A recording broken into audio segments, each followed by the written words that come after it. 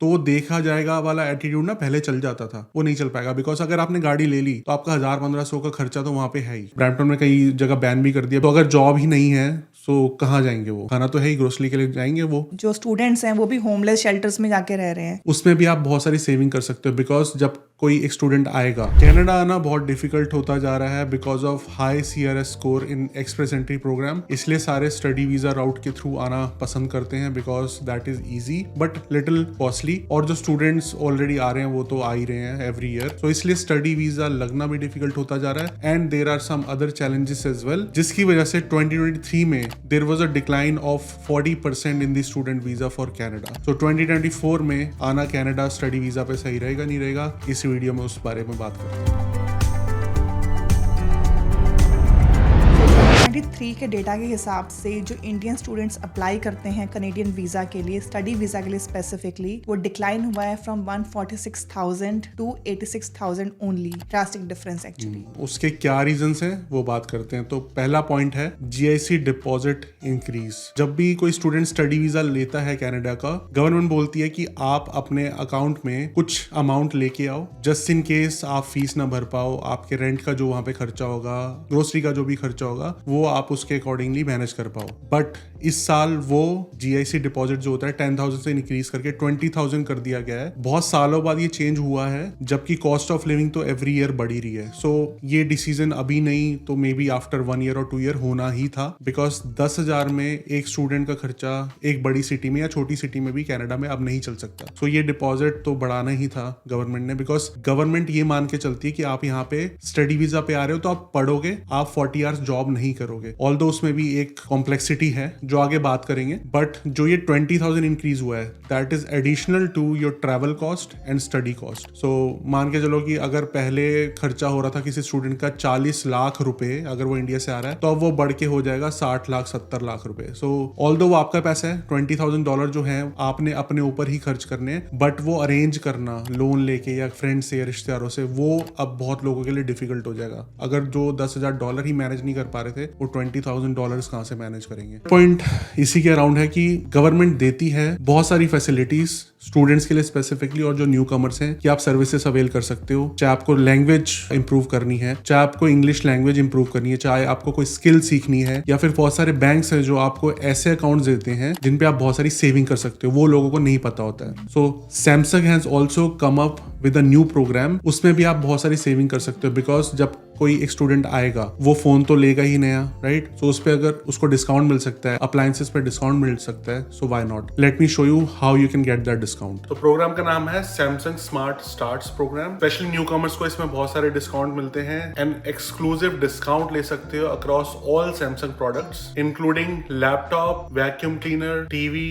Mobile phones, microwave and all other Samsung devices. तो जब new आते हो, कनाडा में बिजी होते हो with study, office, house hold chores, तो सैमसंग का क्वालिटी पे कोई कॉम्प्रोमाइज नहीं होगा एंड घर बैठे बैठे आप कोई भी प्रोडक्ट ऑनलाइन परचेज कर सकते हो। Here is the website and you will be able to avail discount on all these devices, all the appliances. जैसे मैंने Samsung Galaxy Z Flip 5 phone लिया है, इस पे भी मुझे डिस्काउंट मिला है। सो एक्सप्लोर दी वेबसाइट, हर डिवाइस पे, हर अप्लायंस पे आपको डिस्काउंट मिलेगा। अब सैमसंग के टोटल इको सिस्टम होने का बेनिफिट क्या है? स्मार्ट थिंग्स ऐप है जो सैमसंग की फोन पे, मैं अपने फ्रिज का इंटरनल टेम्परेचर इंक्रीज डिक्रीज कर सकता हूँ। अगर मुझे आइस मेकर ऑन ऑफ भी करना है, मैं यहीं से स्मार्ट थिंग्स ऐप से आइस मेकर ऑन ऑफ भी कर सकता हूँ। So visit this website to avail all the offers. Link is also in the description. So second point है अराउंड कॉस्ट ऑफ लिविंग।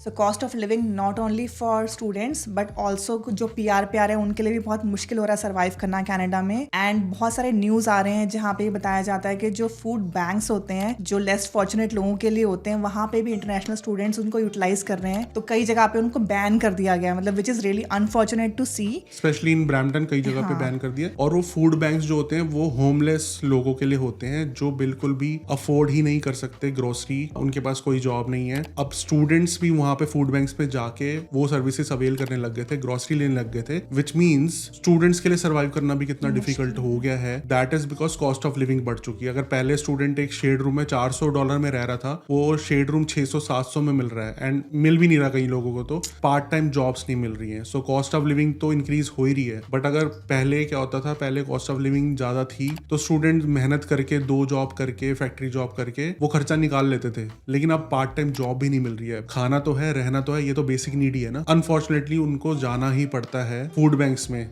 ये सब ग्रोसरी आइटम लेने. सो Brampton में कई जगह बैन भी कर दिया बिकॉज उनको ये लगता है कि फूड बैंक हमने होमलेस लोगों के लिए लगाए हैं, इसको सारे इंटरनेशनल स्टूडेंट्स यूटिलाइज कर रहे हैं. So that is very unfortunate because government को ये सोचना चाहिए कि आप इतने सारे स्टूडेंट्स अगर बुला रहे हो, ऑब्वियसली वो पार्ट टाइम जॉब करेंगे, क्योंकि आगे एक रूल के बारे में भी बात करेंगे कि उन्होंने 20 आवर्स से बढ़ा के 40 आवर्स कर दिया, विच मीन्स उनको पता है कि इंटरनेशनल स्टूडेंट्स यहाँ पे आके अपनी फीस सेव करेंगे नेक्स्ट ईयर की और वो जॉब करेंगे. सो अगर जॉब ही नहीं है तो कहाँ जाएंगे वो? खाना तो है ही, ग्रोसरी के लिए जाएंगे वो फूड बैंक्स में. एंड बहुत सारी रिपोर्ट्स ये भी है कि इंटरनेशनल स्टूडेंट गुरुद्वारे में जाके अपने मील्स लेते हैं, which is absolutely fine. But ये गवर्नमेंट को सब कुछ अरेंज करना चाहिए, कि जॉब के लिए अरेंज करना चाहिए और ऐसा एक एनवायरनमेंट बनाना चाहिए कि स्टूडेंट को ये स्ट्रेस ना हो कि मैं ग्रोसरी कहाँ से अरेंज करूंगा, मैं अपना रेंट कहाँ से अरेंज करूंगा. उनको ये फोकस होना चाहिए कि मैं स्टडी अच्छे से करूंगा कॉलेज में जाके. सो गवर्नमेंट की तरफ से ज्यादा सपोर्ट होना चाहिए बेसिकली, जो नहीं हो पा रहा आजकल. एंड बहुत न्यूज आ भी रहे हैं जहाँ पे वो कह रहे हैं कि जो स्टूडेंट्स हैं वो भी होमलेस शेल्टर्स में जाके रह रहे हैं, which is so unfortunate to C.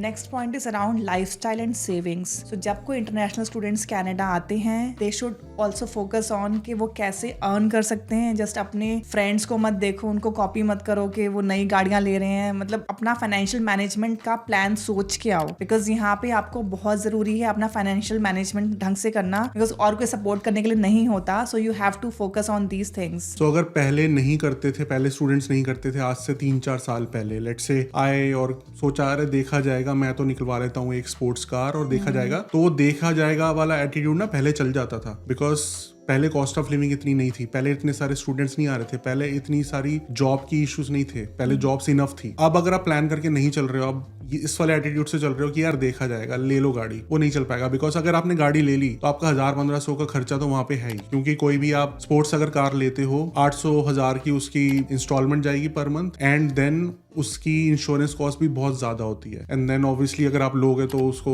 घुमाओगे, and then gas का खर्चा अलग से 1500 के आसपास, $1000 के आसपास नॉर्मली किसी भी स्पोर्ट्स कार का खर्चा हो जाता है. सो वो आप देख के चलो, सेकंड हैंड कार मिल जाती है 3-4 हजार की मिल जाती है, पैसे जोड़ के $3-4 की आप सेकंड हैंड कार ले लो जिसमें कोई EMI ना हो, उससे भी आपका काम चल जाएगा. अगर आप बसेस में नहीं ट्रैवल करना चाहते, जो कि डिफिकल्ट होता है इनिशियली, मैं ये नहीं बोलूंगा कि आप बसेस में ट्रैवल करो, बिकॉज आई नो कि बहुत प्रॉब्लम होती है. बट अच्छी बात यह है कि $3-4 में सेकंड हैंड कार बहुत अच्छी मिल जाती है. आपको ढूंढना पड़ेगा थोड़ा सा कि ऐसी भी ना हो जिसमें मतलब बहुत ज्यादा खर्चा हो, फिर वो तो नुकसान ही हो जाएगा उल्टा आपका. बट फाइनेंशियली थोड़ा सा ये मैनेज करके चलना पड़ेगा कि मैं एक साल में सेकेंड ईयर की फीस कैसे निकालूंगा, 6 महीने जॉब नहीं लगी तो कैसे होगा. बिकॉज पहले स्टूडेंट को पार्ट टाइम जॉब इजिली मिल जाती थी, तो उनको कभी ऐसे प्लानिंग करने की जरूरत नहीं पड़ती थी जो एक कपल को करनी पड़ती थी जो एक्सप्रेस एंट्री पे आते हैं. अब स्टूडेंट्स को भी बहुत अच्छे से प्लानिंग करनी पड़ेगी फाइनेंशियली कि सेकेंड ईयर की फीस निकालनी है, 6 महीने तक जॉब नहीं लगी तो कैसे होगा. अभी भी बहुत सारी न्यूज सुनोगे कि पार्ट टाइम जॉब कहीं भी निकलती है, बहुत सारी लाइनअप लग जाते हैं, विच मीन्स एक जॉब के लिए 100 बंदे अब अप्लाई कर रहे हैं. स्टूडेंट्स के लिए भी बहुत ज्यादा डिफिकल्ट होता जा रहा है. क्यों होता जा रहा है, नेक्स्ट पॉइंट में उसके बारे में बात करते हैं. So next point is around part time prospects.